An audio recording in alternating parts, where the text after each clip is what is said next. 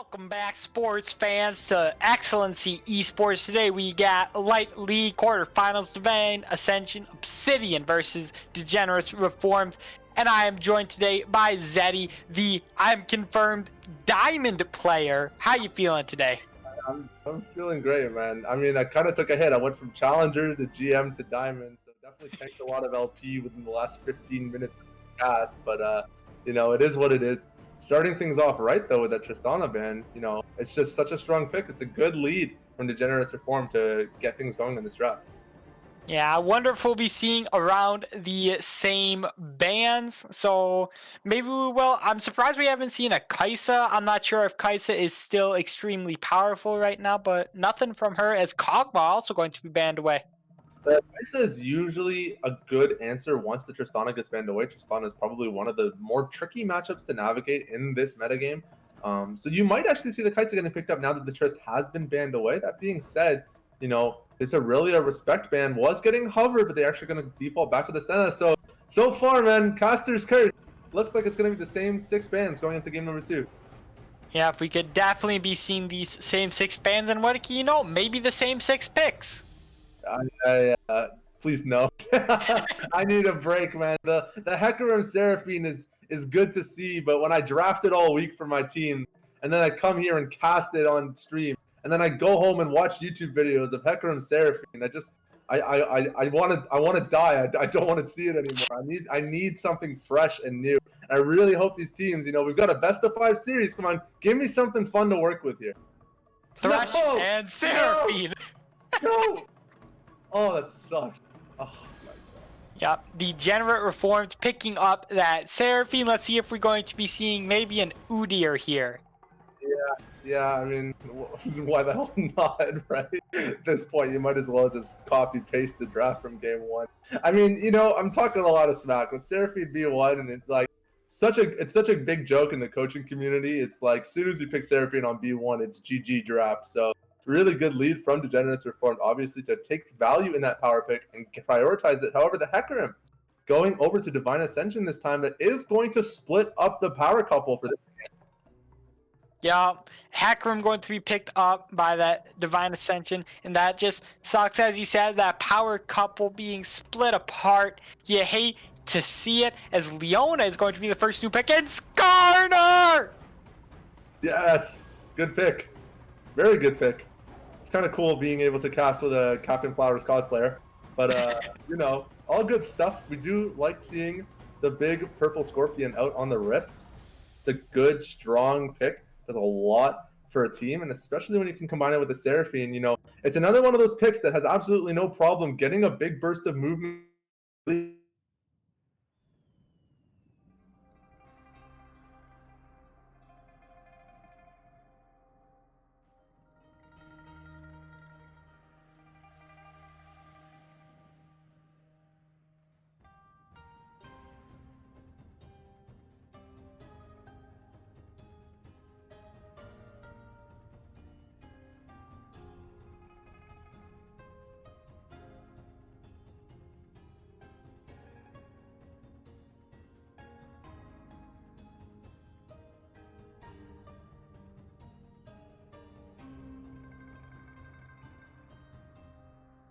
Oh, I think we're back. I apologize. We had some technical difficulties. Chirpa, are you with me, sir? I'm here. Are you? I was just getting hyped over Vel'Koz, man. I mean, I don't know how much I can remember that, so maybe I'll just start from scratch. Woo-wee! We got Vel'Koz mid in 11.6. Or it could be Leona Jungle. Man, don't tempt me with a good time, man. I'm not ready for that. That's a little too much. I think the Alistar pick, you know, coming out as that counter was definitely the right answer from Degenerates Reformed. It's a really strong response, and especially to the Hecarim as well. You have some really good angles to get that Pulverize off and keep that jungler at bay. But, I mean, looking at Divine Ascension's draft, in this AD carry role, you have a lot of options here now, especially with that Vel'Koz getting picked up. I'm actually toying the idea in my head. Is this the Vel'Koz AP carry bot lane? Maybe. Well, a lot of the 80 carry picks have been narrowed down, as 4 80 carry picks have been banned away. It's true, actually, that is a good catch. A lot of this 80 carry is getting pinched. That, however, we're looking at this 80 carry pool getting pinched off. That's 7 80 carry bans, and that's exactly what you have to do. As soon as all those champs get banned away, the Vayne's gone, the Tristan is gone, the Jhin is gone. You have to take the Kai'Sa. It's the perfect answer for Divine Ascension, and such a great lane partner for the Leona as well. So that is going to confirm no Leona jungle. We are going to see Kai'Sa, Leona in the bottom lane, and the Xayah. Great answer from Degenerates Reformed here. I'm actually curious though. Wait. No, that's definitely a Seraphine mid. You know what? I'm going to stop myself before I get caught lacking. The GP, though, in the top lane. Nice draft from Degenerates Reform. This is going to be a fun one. Well, I am a huge fan of Gangplank. I love Skarner. If only there was a Kai'Sa. I mean, not a Kai'Sa, Caitlyn, excuse me. I was going to say, happy birthday, bro. I mean, we got the Kai'Sa pick. It's a good combination with the Leona. It has great setup and follow-up on the Hecarim as well. You have a lot of angles and ways of playing around some of these long-range picks that you're looking at on Degenerates Reformed. It's pretty decent in the 1v1, but the Urgot coming out against Gangplank, this is always an interesting top lane matchup. It's like GP is known to be one of those characters that just makes every top laner cry, except for the Urgot. But it's not even a great lane for Urgot either. You have so many ways of dealing with this champion as GP. You can kite from a distance. You can still poke with Q at level 1. You can use your Citrus to get out of the ultimate as well. So definitely a more balanced top lane matchup now for both these teams. So we'll see if the pick difference actually levels the playing field a little bit. Maybe helps to alleviate a little bit of that top gap that we saw in game number 1. Oh, that was a huge top gap from Degen with the Aurelia versus the Gnar. It just sacked. Yeah, it's definitely not. I mean, you can fall behind in lane, but getting 0-3, losing 3 turret plates, and then also going down 40 CS is it's a bit of a yikes. It's a little bit more than a gap for sure. So hopefully this game, with that more evened out matchup, we might see a bit more action up in that top lane, a little bit more of a level playing field, and hopefully we'll actually get to see some of these picks thrive in this game. Definitely. Well, I think we just lost our cameras, but that don't matter as we aren't the important things here. The draft is, and no worries to production, but this draft is pretty okay. I mean, you know where everything's going. Yeah, I mean, there's nothing surprising here with these drafts as far as laning setups. You can kind of expect where everything's going. I do like the Seraphine mid. I think it's a good pick to put up in the mid lane. It's definitely going to change the dynamic a little. It's a decent matchup into the Valkaz as well, because you can kind of match that range. You don't really have to put yourself in threat range. That being said, you are playing a Seraphine against the Hecarim. Hecarim is a great combo piece with Seraphine, but it's also one of the best answers currently available in the meta. So definitely a new dynamic that's being introduced into the pool here going into game number 2 is how does this Hecarim feel when it's going against the Seraphine? That's definitely going to be the key number one thing to watch going into the rest of this game. Yeah, one thing that most people don't know, as a Skarner connoisseur here, not a main, but a connoisseur, is that Skarner's a pretty good counter to Hecarim, actually. Hecarim can jump in, do anything he wants, but it doesn't matter if Skarner just suppresses you with his Impale. I mean, you get no movement speed, you get no attack, so you're just useless. It's the 1,300 gold tax is what it is. You have to pay to your landlord every time Skarner shows up on the Summoner's Rift. You pay up. Not a big threat anymore. The champion hasn't really do a lot of damage this season. Has relatively mediocre clear speeds comparatively to some of the stronger picks in the meta. But if you don't pay the 1,300 gold tax, you suffer.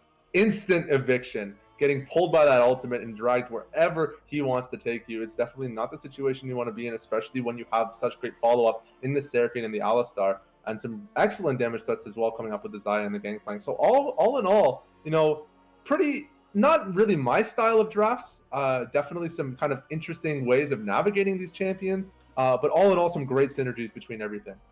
Yeah, definitely. I'm excited to see the one godly Skarner mechanic. Do you know what that mechanic be? Is this the backstab, throw the stun, pull him away, and slap him in the face? I don't know. I think that's the only Skarner tech that exists. I'd be Nope. surprised to hear a new. Oh, there's a new tech. New It's Skarner called tech. the butt twist. Oh, okay. All right. So hit me with it. basically, when you pull them, you quickly, at the end, twist your butt, you turn around, and then they're in your entire enemy team. It turns the enemy around too. Huh. Yeah, I mean, that's pretty sick. I'm not gonna lie. I kind of looking forward to seeing that. I mean, last time we called out a cool tech. We talked about Hector and Moriana. We said, damn, it'd be cool if I saw that on stream. And then it happened on stream. So maybe if we pray hard enough, we'll get some butt twisting Skarners up in this game number 2. That'd be definitely a cool tech to watch and see. I assume there's limited usage for that though. Like I feel like the pick provides value beyond being able to spin and twerk. So I mean, I don't think that's the reason you're locking in Skarner. It's definitely not just for entertainment value. It provides, like you said, it's a great counter matchup. Especially coming out from blue side, you have really good access to that top scuttle if you decide to path up, which is likely in this game. So all in all, good matchups all around. It's definitely a much more even battle than game number 1 was.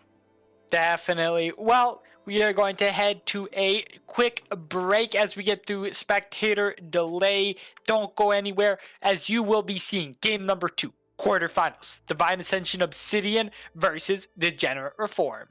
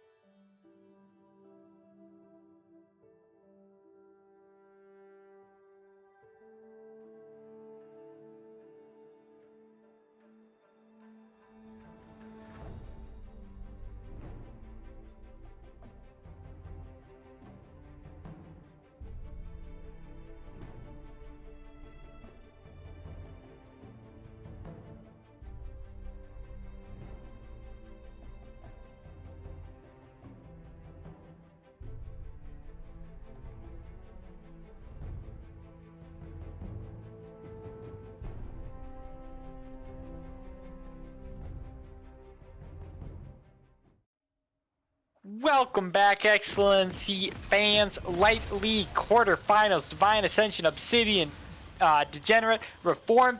I'm your host, Chief Chirpa, joined by, I'm not even sure if he's Diamond. He acts like he's Challenger, Zeddy.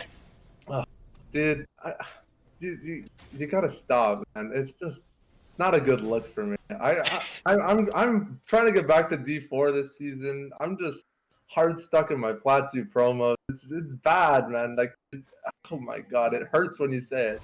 But thankfully, tonight's cast is not about me. It's about these two lovely teams that we're getting to enjoy a best of 5 series in. Obviously, game number 1 going over to Degenerates Reform, the underdogs in this series. And as we mentioned beforehand, it's a pretty big game for this team. Not just the fact that it is the playoffs, obviously, and the semifinal, but if they win this, they're going to be going up against their sister team. And really get to battle it out and see, who's the better degenerate. It's such a weird sentence to say, but I mean, that's really what's at stake here. with his match. Yeah, Divine Ascension Obsidian wanting to face off against another degenerate team. See, that sounds even worse. That one hurt. That was definitely toxic. There was some flame tied into that one. Bro, I'm getting banned by Riot. That player report system. Caster report system. 9 times by viewership. Game number 1 though, or game number 2 rather, starting off pretty good for Void here in this mid lane. That Vel'Koz into the Seraphine finding a decent amount of damage to start things off. You know, it's the Q start is definitely interesting on the Vel'Koz. You typically don't see that in the mid lane. So he's going to lose a little bit at this level 1 push, but look how aggressive he's getting. He's getting right up in there. Yeah, he's getting really aggressive, working up past the minion wave. And his Heartstock brother may be struggling, as you said earlier, into this Urgot matchup. It's probably going to be mostly skill, I'd say. Yeah, it's one of those matchups where, you know, early on, it's actually not that bad for the GP because typically you're not starting E on the Urgot, so you can take a little bit of harass from the Gangplank bullets before you have really any way of getting on top of him with the dash. He did start Doran Shield, however, so that should help things out a little bit in that top lane. But, you know, this level 2, now for the Urgot, you know, getting closer and closer to having that threat. That level 3 is definitely going to be something to pay attention to up in the top side. Once you have all those abilities, it's going to be very scary in the top side. Yeah, Divine XZ not respecting the level 2, but Flute Loops tanking a tower shot, not going to feel too good on the bull with the horns. Great bot lane 2v2 on the bottom side for the side of the blue team here with the Xayah Alistar combo. You know, it's not that the combo itself is particularly strong, but when you consider what it's matched up against, you have 2 counter picks in that lane. Yeah, a little bit of an engage here by Colton. Heartstock brother gonna be taking on really low, forced to use a pot. Does not have enough mana to use an orange right now. Just yum orange. Degenerate reformed on the blue side, Divine Ascension Obsidian on the red side, as it is going to be Hotsmore stealing away that Scuttle Crab. Yeah, that's great smite steal for the Skarner. You can see already just hightailing it to the bottom side of the map. You know, you do have a lane that should be able to get priority down there, so if you can beat the Hecarim, get yourself on top of that second Scuttle Crab, it's going to be absolutely massive. However, without access to smite, you are going to need a bot lane rotation for this play to work, and right now the macro call is just not there. They're conceding priority. So definitely a little bit of a miscommunication here from these teams, as red side is going to be able to get a bit of an advantage here on the Scuttle Crab. Yep, saturation going in on Hotsmores. Did get stunned, but nothing else going to come out of it, as mid lane prio and bot lane prio allows Divine Ascension Obsidian to grab the Scuttle Crab. Grab the crab. Take it slow. Pull it where you need to go. That's a wrap. That's a bar. We'll split That's that cap. one later. Yeah. No, come on. That was I came up with that right now. I hadn't rehearsed that. That's straight off the top of the dome. Okay. Speaking of getting back into the game, you know what we're here to do. Nice little get coming up on the bottom side. Hecarim. Yep. That flank. Flute Loops gets that triple knockup. Flute Loops also getting ignited as the last tick, grabbing that kill. Not going to feel too good. Lexar not going to get it. Saturation not going to get it, who actually is subbing in for the sub jungler actually. So this is the main roster you're seeing, but Divine XZ gets that kill.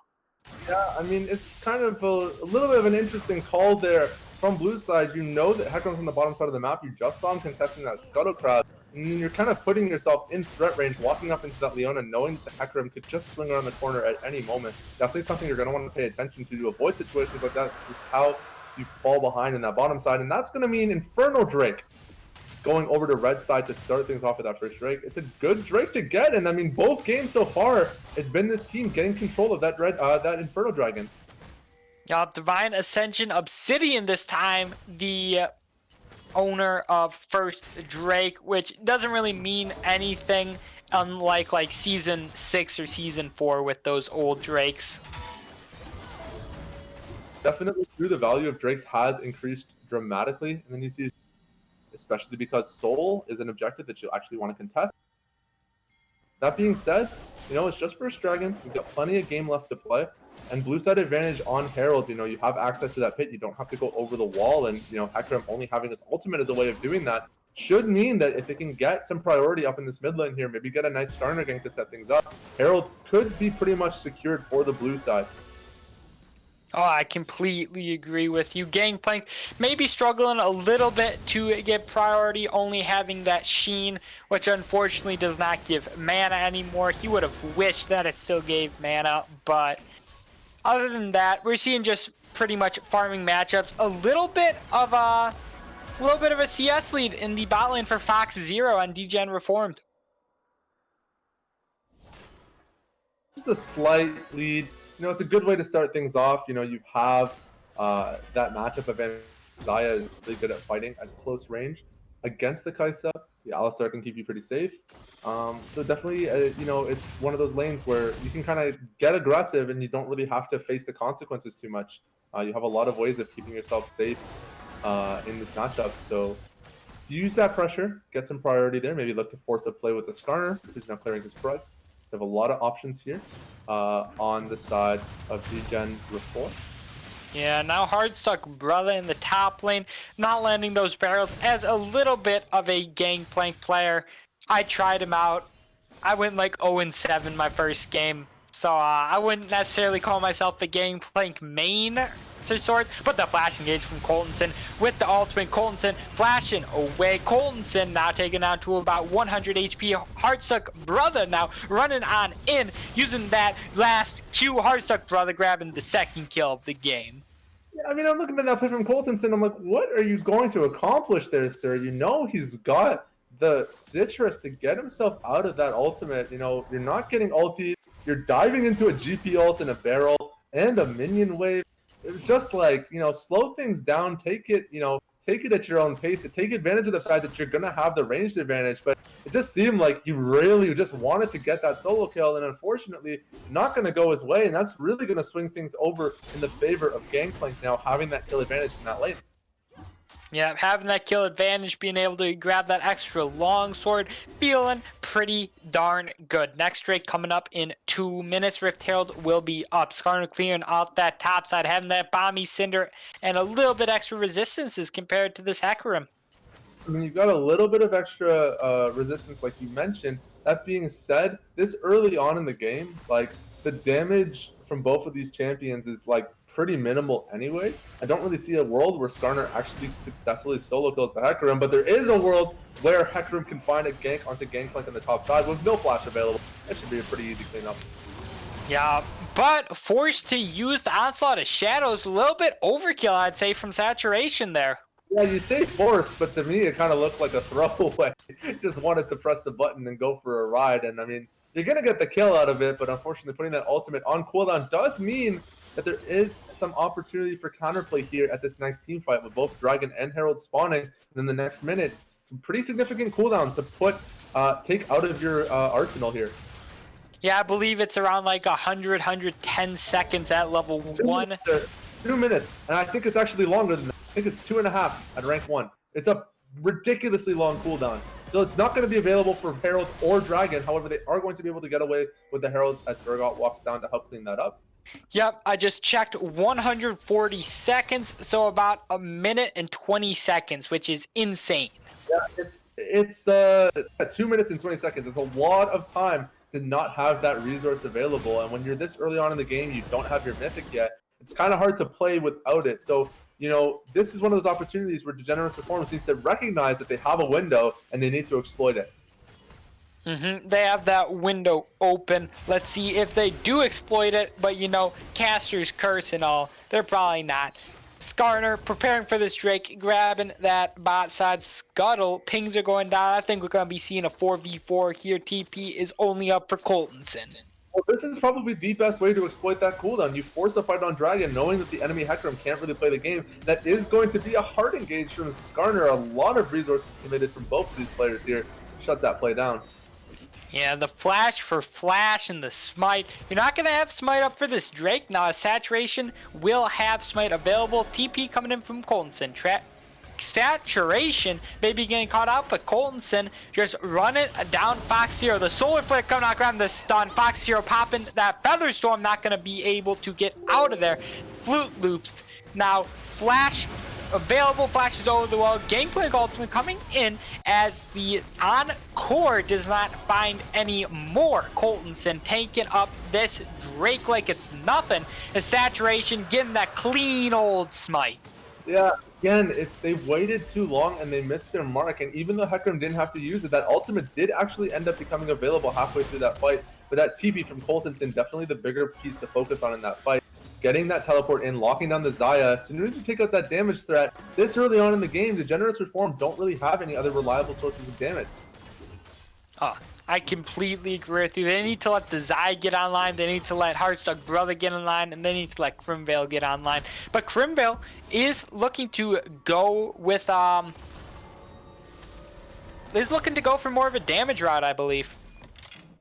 On the no, not anymore. No, it's definitely going to be the support build here once that Vandal Glass Mirror gets picked up. But I actually wouldn't have hated a damage Seraphine here. You don't really have an extra source of ability power in this game, so you're losing a lot of value on the Moonstaff pick in this game because you don't really get any value out of going for that extra ability on the Staff of Flowing Waters. That being said, I mean, it is shielding, it is healing. You can never get too upset having access to those resources as you go into these mid-game team fights. And the timer for that Seraphine is definitely a lot faster than, you know, maybe Divine Ascension would be ready for. Yeah, Heartstuck Brother again just sent to the grinder as Coltonson being left at 1 HP. The killer instinct to grab that killer kill onto Fox here. Flute Loop's just barely getting out of there. And Coltonson falls to Hot S'mores 12. I mean, this is an interesting build up in the top lane, and I think he's getting punished for it. This Essence Reaver start, it's a lot of damage, but it doesn't really keep you safe from this really high DPS threat in the Urgot. So a little bit of a greedy build, and he's going to get punished for it, taken down in that one. Yep, Crimvale flashing out, but the engage and the flash from Void and that little laser being going zzz, just kills Crimvale. Man, I think we should just turn the sound off and let you narrate it. Your sound effect was great. I absolutely well, I mean, it's easier to say than life form disintegration, Ray. Is it though? Like I feel like that hurt. I feel like that would hurt to do. How do you even? Yeah, that hurts, man. I don't like that. I don't like that too much. Down in the bottom, though, we've got the Ionian Boots of Lucidity picked up on the Alistar. This is a really interesting build to see. You usually see the Boots of Mobility getting taken up so you can have that roaming threat, but I actually kind of like the cooldown in this matchup, especially knowing that Leona has all these short cooldowns and you need to be the answer. But gonna go for an aggressive play here. This is gonna be interesting. Yeah, Flute Loop's being very low, just gonna get absolutely annihilated by Lexar. Hot S'mores getting that stun as GP Ultimate coming on in with that cannon barrage. As Hecarim, as we said, that counter getting just pulled by this Carter, but in the top lane, Heartstuck Brother and Coltonson just getting sent back to the grinder. That's the second solo kill in the top lane. Heartstuck Brother struggling a little bit this game. I'm really surprised at how Coltonson is able to actually find these ultimates, considering the Gangplank has a get out of jail free card. You know, he must be doing a really good job of actually baiting that ability out. But I mean, I'm looking at that, I'm saying, how are you actually forcing that orange out? You know, this is one of those matchups where you need to know what your counter abilities are. And as long as you hold on to them, know that the enemy can never use their strongest tool. It's the basics of counter matchups. And unfortunately, you know, that level of expertise or that knowledge of this matchup just isn't available to Heartstuck Brother. And he's going to get punished for that, going 1-3 now in the solo lane. I do think I saw him try to yeah, that's what I'm saying. I think it only takes away the slow though. It completely cleanses the ultimate, at least last I checked. I mean, there might have been a change, so I won't speak too confidently about that. They might have changed that, but definitely, I feel like we actually saw that interaction already this game. So I'm confused as to how, you know, he's getting punished for it again and again. That being said, I mean, you know, got to give credit where credit is due. Coltonson just absolutely popping off in the top lane this game. Farm score is a little low, but the kill scores are high and the spirits are higher for Red Team right now. Divine Ascension doing a great job controlling this early game, really trying to swing things back based on how game number 1 went. Hot S'more finally picking up that Zoom Turbo Chem Tank, so feeling pretty good. Will not be able to get a gank. Has the Impale, off cooldown again, but Yeah, so far I don't think we're going to be seeing too much right now until the next objective comes up, which actually is going to be very soon, as Drake coming up in 10 seconds and Rift Herald is up now. Yeah, I mean, this dragon is going to be very hard to contest. However, for Degenerates Reformed, you already see priority in the mid lane and priority in the bottom side. And trying to fight into priority against the Vel'Koz Leona, you're just going to get zoned off. It's exactly what you're seeing here. Vel'Koz getting tons of poke now on the side lane. Leona happy to step forward and look for the all-in if the opportunity arises. But it's really going to come down to Skarner's ability to find an ultimate, but this TP from Coltonson should shut that play down right away. Yeah, here comes the onslaught of shadows as Grimvale being caught out a little bit too far forward. Coltonson getting that just huge knock-up, but Coltonson just falling to Fox Zero. Fox Zero kind of carrying this fight, but Divine XZ being taken down really low. The zing, zing, zing beam is going to grab that kill. Lexar. That was a pretty nice team fight. Yeah, we just really went, Lexar! You did great. Just want to yell that name. It was really good though. I actually really like the way that Red Team played that fight. They did a good job of, finding that key target, getting that pick, turning it into another pick, and believe that fight went 4-for-1, 3-for-1. It's pretty 4-for-1, I believe. Yeah, that's a great lead to have this early on in the game, and especially knowing that your team actually has like some really solid scaling as well. It's hard to say how this scales into the blue team. It really comes down to how this mid game executes. You've got, scaling options on both sides. Obviously, Zaya into Kaisa, Vel'Koz into Seraphine. Urgot even arguably scales pretty well, especially with some of these newer builds with the Black Cleaver buffs coming through. So both of these teams, they have the ability to play the late game, and currently you're looking at a 6,000 gold lead on the side of Divine Ascension, putting all that money onto a Hecarim and a Kaisa. That's a terrifying situation to be in. Oh, that's extremely terrifying. Even if Saturation is going with that tank build, it's still really scary. And Yeah. Skarner looking for that gank topside. The tank build for Hecarim, it's earlier in the game that it comes online, and obviously, it loses impact later on as the game progresses. But you still become, a hard tank threat, and especially with that Conqueror setup, lots of healing. Yeah, Flute Loop's going on in, popping that ultimate. Saturation now going to be the target, but Flute Loop's taking a little bit too much damage there. Hotsmore saying, just hurting the sheep, saying, get out of here, my carries. Sometimes, man, you say things that I don't know how to pick it up. It's just, it's too comedic. It's too, I don't know. You just catch me off guard. I've never been caught lacking like this on cast before. Yeah, looks like red buff will be getting stolen away, but it just goes right back. He's getting his booty right back into that pit. Oh, wait, it's being taken. Divine XC zoning off hot s'mores.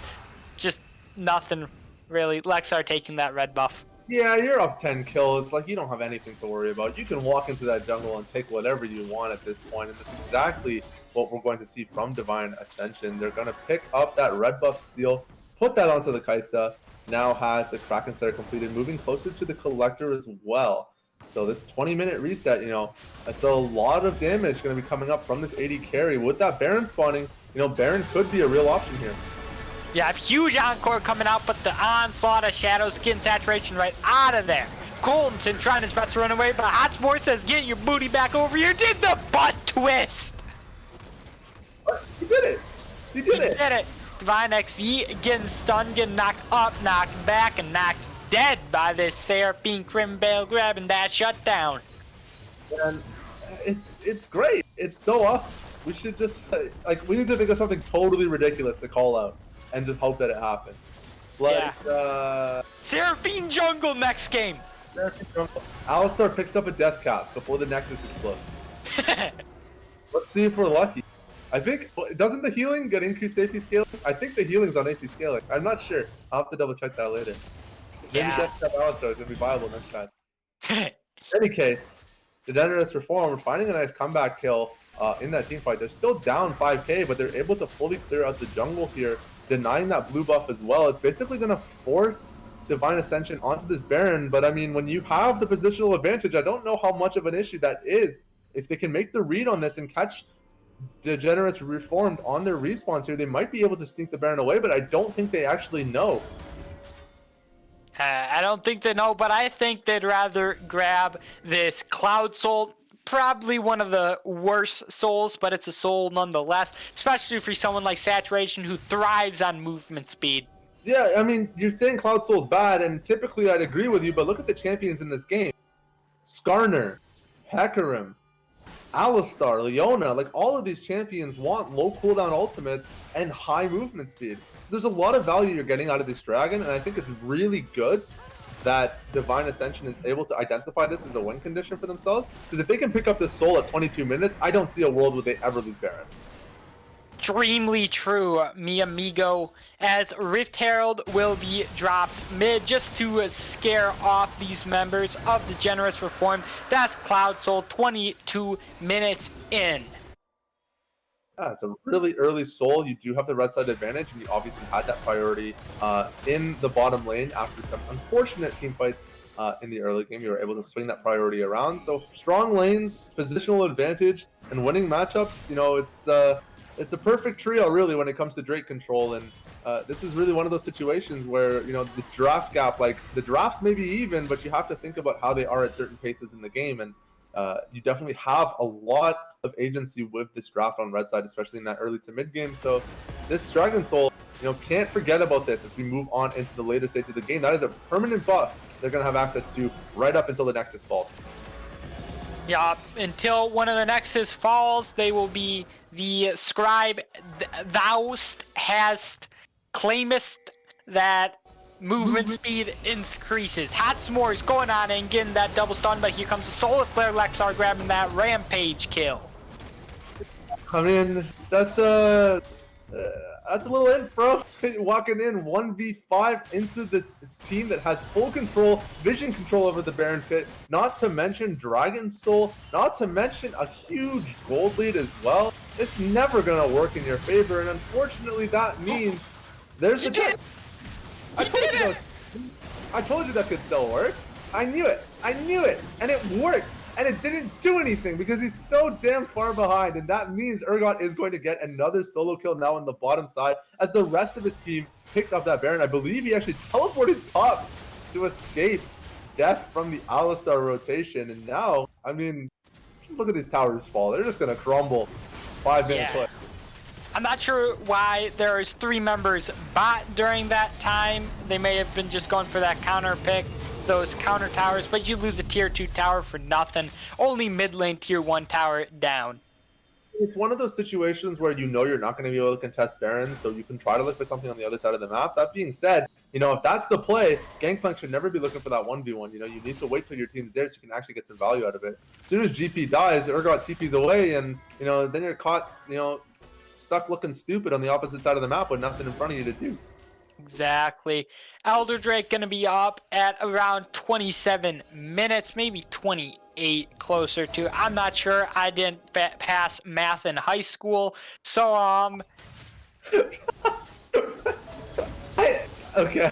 I mean, I can help you out a little bit. We got about 5 minutes, you know, sitting on the clock until that red buff spawns. We got 3 minutes sitting until that Elder Dragon.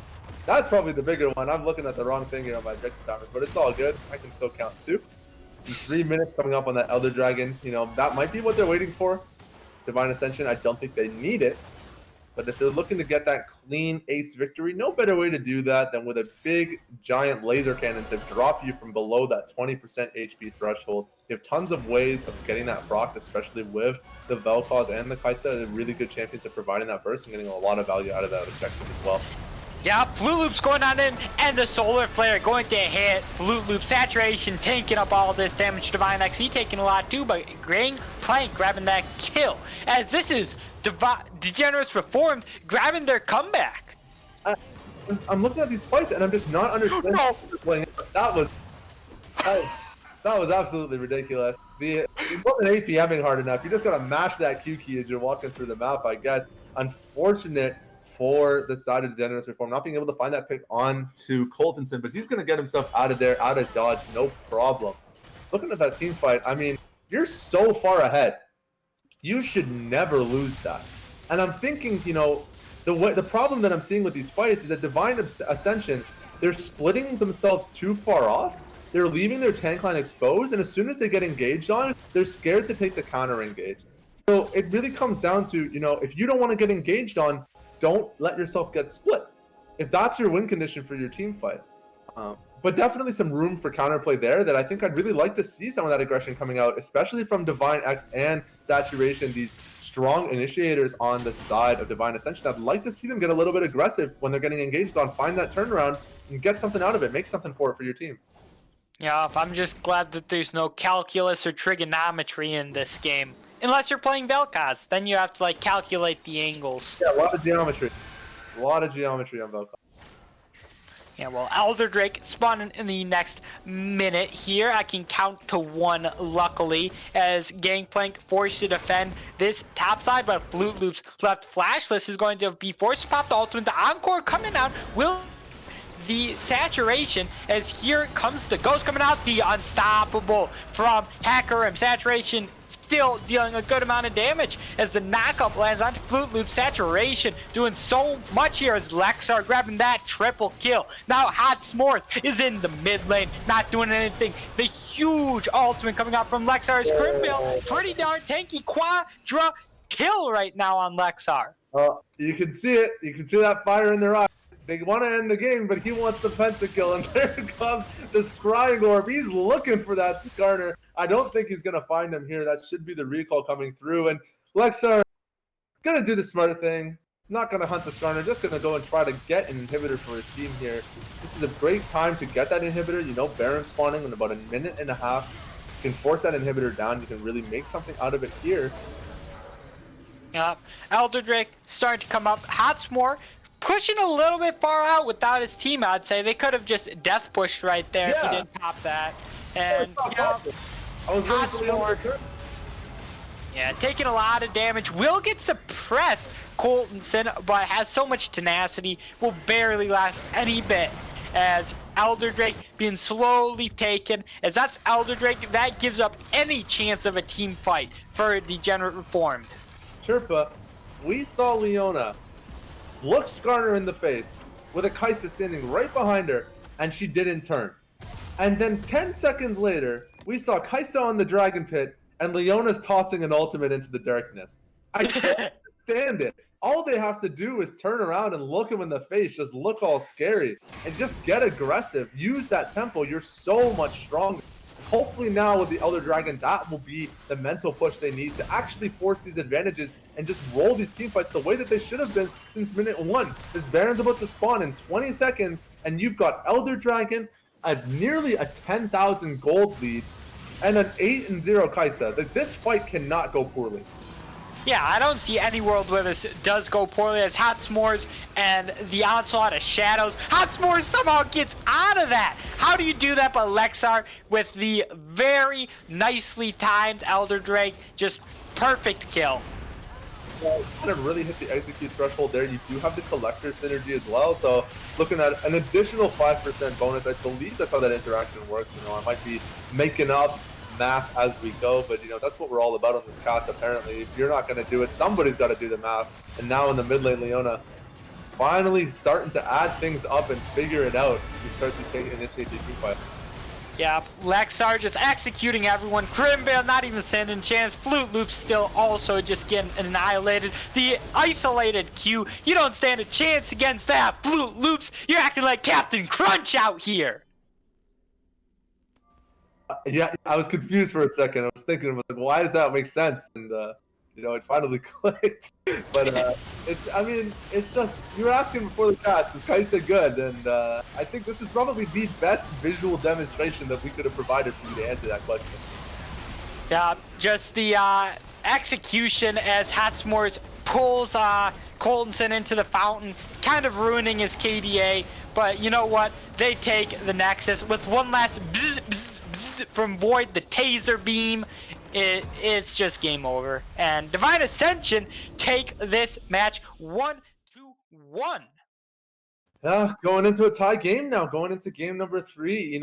We expected this team to perform coming into the series, and this game they showed us this is what they look like when they're really playing to their strengths. The 24-9 victory, over 10,000 gold lead. I believe it actually rounded out to about 13,000, by the time the game ended.